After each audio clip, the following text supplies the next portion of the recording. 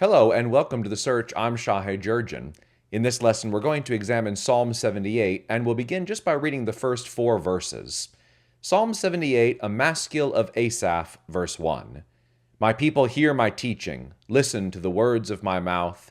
I will open my mouth with a parable. I will utter hidden things, things from of old, things we have heard and known, things our ancestors have told us. We will not hide them from their descendants. We will tell the next generation the praiseworthy deeds of Yahweh, his power, and the wonders he has done.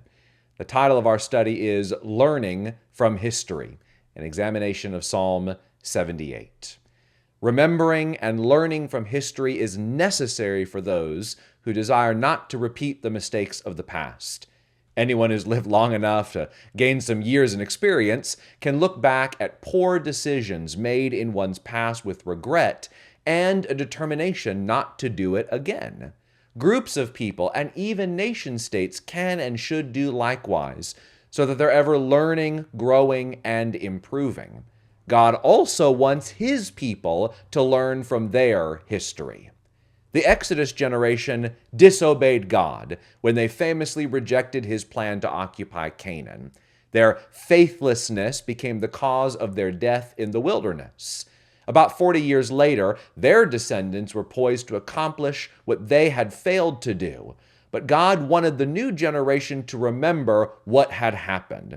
Moses therefore taught Israel a song about God, his accomplishments, and the failures of their fathers in Deuteronomy 32. And after Moses recited the song, it says, Moses came with Joshua son of Nun and spoke all the words of this song in the hearing of the people. When Moses finished reciting all the words to all Israel, he said to them, Take to heart all the words I have solemnly declared to you this day, so that you may command your children to obey carefully all the words of this law. They are not just idle words for you, they are your life. By them you will live long in the land you're crossing the Jordan to possess. Deuteronomy 32, verses 44 through 47. The Apostle Paul also wanted believers to learn from history. When writing to the Corinthians about the dangers of idolatry, he retold the old story of Israel's deliverance from Egypt, which of course was quickly followed by their apostasy. And he concluded his remarks by saying, These things happened to them as examples and were written down as warnings for us. 1 Corinthians 10, verse 11.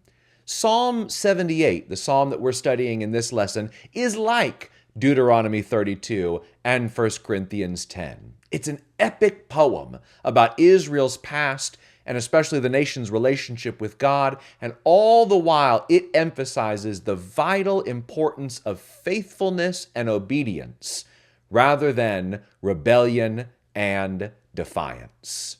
One thing readers of Psalm 78 will notice is its length. At 72 verses, it's the second longest psalm in the Psalter after Psalm 119. It's also addressed to a group of people and stylized as a teaching psalm, according to verse 1. And so it's possible that this psalm was used at the temple to retell Israel's story in a way that would prompt greater loyalty to Yahweh. Finally, it's important to remember the content of Book 3 of the Psalter. That's where Psalm 78 is situated. And we've noticed that in Book 3, we're dealing with a troubling time in Israel's history, perhaps intended to reflect the era of the divided kingdom and the outset of the exile. Idolatry was a constant blight upon the nation during this time period, and so they needed to learn from the past. They needed to train subsequent generations towards loyalty to God. This was clearly something that was vitally important. All right, Psalm 78, a maskil of Asaph, starting in verse 1. My people, hear my teaching, listen to the words of my mouth. I will open my mouth with a parable. I will utter hidden things, things from of old, things we have heard and known, things our ancestors have told us. We will not hide them from their descendants. We will tell the next generation the praiseworthy deeds of Yahweh, his power, and the wonders he has done. The truths handed down from the ancestors are not just to be recounted for the sake of hearing them and feeling good. Remembering the past is not merely an exercise in recalling historical events. It's a deliberate retelling for edification and growth. And that's why the story of Israel is described in verse 2 as a parable. The story of Yahweh's deeds and Israel's failures will illuminate necessary truths for this generation and those yet to come. Picking back up in verse 5. He decreed statutes for Jacob and established the law in Israel, which he commanded our ancestors to teach their children. So the next generation would know them, even the children yet to be born, and they in turn would tell their children. Then they would put their trust in God and would not forget his deeds, but would keep his commands. They would not be like their ancestors, a stubborn and rebellious generation whose hearts were not loyal to God, whose spirits were not faithful to him. Retelling the story. This is baked into the book of Deuteronomy. Teaching children God's ways, reminding the people both of God's faithfulness and of their own past mistakes. This was all designed to prevent future generations from repeating that cycle of disloyalty and rebellion. All right, verse 9. The men of Ephraim, though armed with bows, turned back on the day of battle. They did not keep God's covenant and refused to live by his law.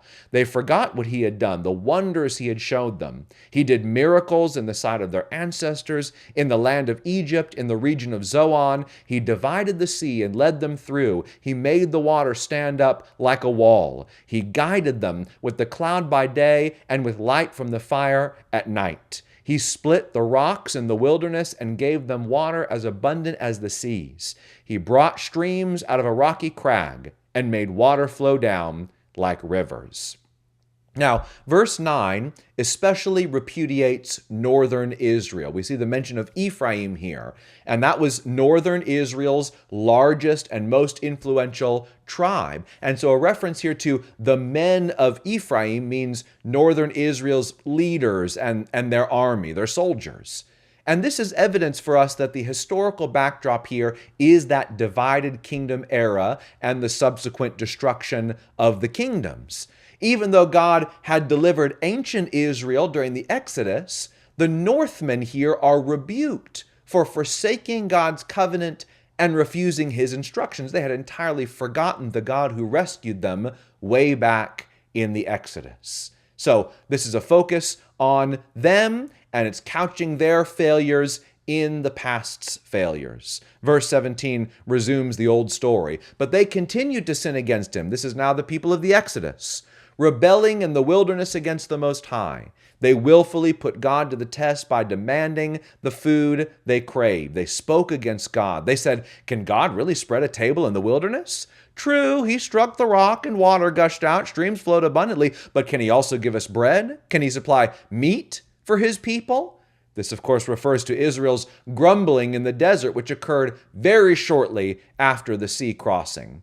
The people complained to Moses and Aaron, saying in Exodus 16:2 and 3, "If only we had died by Yahweh's hand in Egypt. There we sat around pots of meat and ate all the food we wanted, but you've brought us out into this desert to starve this entire assembly to death." So we continue in verse 21.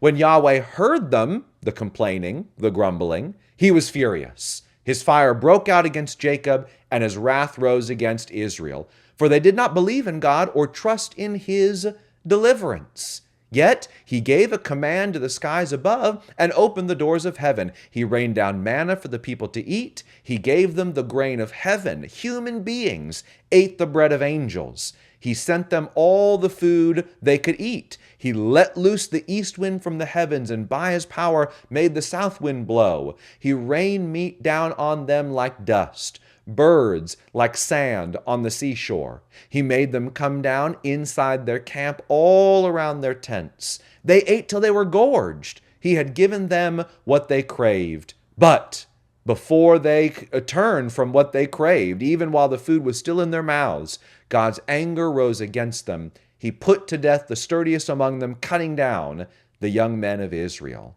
Now, This recalls the fact that in spite of God's bountiful provisions of manna and quail, in addition to the water he had given them earlier, the people continued to grumble. They continued to rebel. Remember, it's not just that they complained. There is a way to complain in a righteous manner. That's what lament psalms are. It's that they didn't trust in God. They didn't believe in his essential goodness. They assumed that he wanted them just to die in the desert.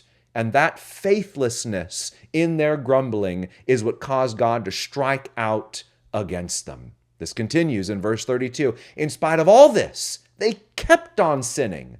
In spite of his wonders, they did not believe. So he ended their days in futility and their years in terror. Whenever God slew them, they would seek again. They would seek him. They eagerly turned to him again. They remembered that God was their rock. The God Most High was their Redeemer, but then they would flatter him with their mouths, lying to him with their tongues. Their hearts were not loyal to him. They were not faithful to his covenant. Yet he was merciful. He forgave their iniquities and did not destroy them. Time after time, he restrained his anger and did not stir up his full wrath. He remembered that they were but flesh, a passing breeze that does not return. Of course, there were times when God desired Israel's total destruction, like after the golden calf rebellion. However, God's mercy, compassion, and forgiveness prompted him to spare the people and to restrain the full force of his wrath.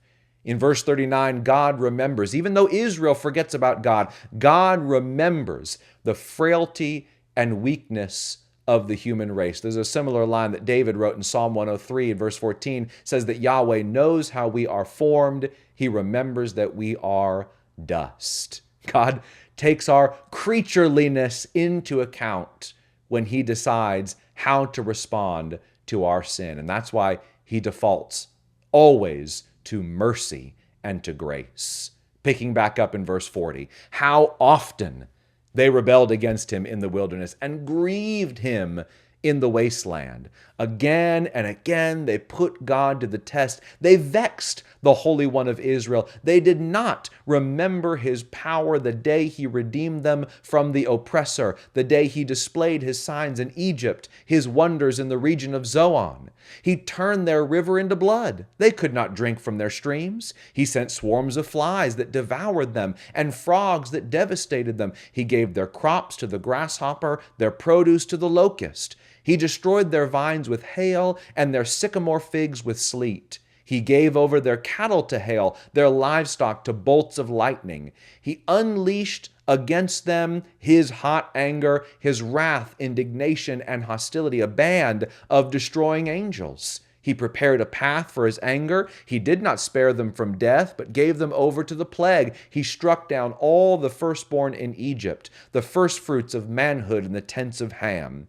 But he brought his people out like a flock.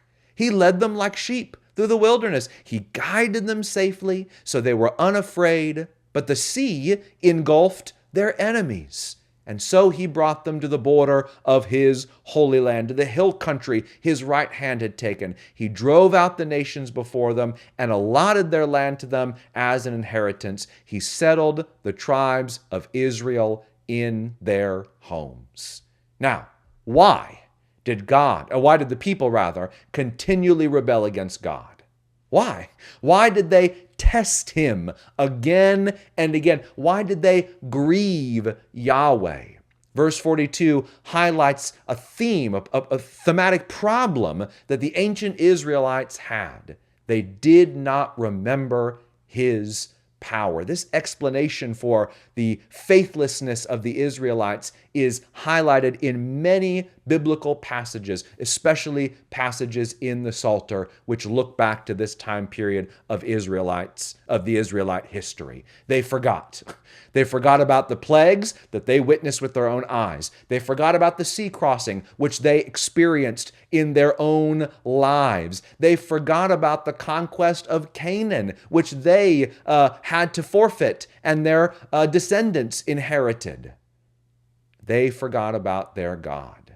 and time again, generation after generation, that is what occurred. Psalm 78 is trying to alleviate that problem by reminding the people of who they are, of who their God is, of what his power is capable of accomplishing, and why they must be loyal to him. But this didn't happen. We resume in verse 56. But they put God to the test and rebelled against the Most High. They did not keep his statutes like their ancestors. They were disloyal and faithless, as unreliable as a faulty bow. They angered him with their high places. They aroused his jealousy with their idols. When God heard them, he was furious. He rejected Israel completely. Now, it seems to me that in this section, our attention has turned. Remember, we started with a condemnation of the men of Ephraim, northern Israel, and then the long history lesson about Israel's ancient past during the time of the Exodus and just afterwards. Well, now we've come back to the current era, recent events, more recent than the wandering in the wilderness, and that is that northern Israel has failed. They're just like that Exodus generation. They've been disloyal, they've been faithless, they've been unreliable, they have rejected God, and so God has rejected them. And this psalm, being read at the temple, is for the people of southern Judah. They need to learn, not just from the ancient past, not just from the days of Moses and Joshua. They need to learn from what's happening right now, just to their north, as their unbelieving kin are maybe in this moment or have just recently been invaded by the Assyrians. We go on to verse 60. This is an interesting section. God abandoned the tabernacle of Shiloh, the tent he had set up among humans. He sent the ark of his might into captivity, his splendor into the hands of the enemy. He gave his people over to the sword. He was furious with his inheritance. Fire consumed their young men, and their young women had no wedding songs. Their priests were put to the sword, and their widows could not weep. Now, you might recall that when Joshua divided up the promised land, the tabernacle was set up in a place called Shiloh. But eventually, Shiloh was destroyed, and the ark went into the wilderness for 70 years after it was originally taken by the Philistines. And I think maybe the parallel that's being drawn in this section is focusing on the danger of Judah's own exile. See, northern Israel now has been or is being destroyed by the Assyrians, and the kingdom of Judah is standing alone. But maybe the people of Jerusalem think that since the ark is in the temple, God will always protect Jerusalem. We don't have to worry like Samaria in the north because we have the temple. We have the presence of God. But the psalmist looks to a time when that didn't matter because Shiloh also had the ark and the presence of God. And yet that was not a guarantee of divine protection. This reminder about Shiloh should serve as a dramatic wake-up call to the people of Judah that there is no guarantee of their safety just because the Jerusalem temple is still standing. Verse 65, Then Yahweh awoke as from sleep, as a warrior wakes from the stupor of wine. He beat back his enemies. He put them to everlasting shame. Then he rejected the tents of Joseph. He did not choose the tribe of Ephraim, but he chose the tribe of Judah, Mount Zion, which he loved. He built his sanctuary like the heights, like the earth that he established forever. He chose David, his servant, and took him from the sheep pens. From tending the sheep, he brought him to be the shepherd of his people Jacob, of Israel his inheritance. And David shepherded them with integrity of heart. With skillful hands, he led them. Of course, with every warning and lesson from the past, there is also God's faithful promise of blessing for those who would learn and be loyal. And while it's true that Shiloh was destroyed and the ark was lost for a season, God woke up and took action on behalf of his people. And he chose at that time the tribe of Judah to take the reins of leadership. He designated beloved Zion as the place where the temple would be built. He raised up David, the shepherd boy, made him king. David led with integrity and skill, and bam! Just like that, the epic poem abruptly ends. Now, while it seems almost certain that Psalm 78 was written well after the reign of David, concluding the poem with the establishment of the Jerusalem temple and the enthronement of David is intended to remind Judah of God's salvific work and abiding presence. That is to say this: in spite of Israel's dark past, its rebellion in the wilderness, the destruction of Shiloh and temporary loss of the ark, and most recently, the collapse and destruction of the northern kingdom at the hands of the Assyrians, God is still with his people. His presence abides in the temple, and his king, the descendant of David, reigns from Jerusalem, serving as his earthly representative. And that means for the people of Judah during this time that there's still hope for the future. But that hope can only become a reality if Judah learns from history, if they pledge their total allegiance to God, and importantly, if they teach their children these important lessons. You might recall that in our last psalm, Psalm 77, the author wonders whether or not God is who he claimed to be when he revealed himself to Moses in the book of Exodus. Yahweh, Yahweh, the compassionate and gracious God, slow to anger, abounding in love and faithfulness, maintaining love to thousands, and forgiving wickedness, rebellion, and sin.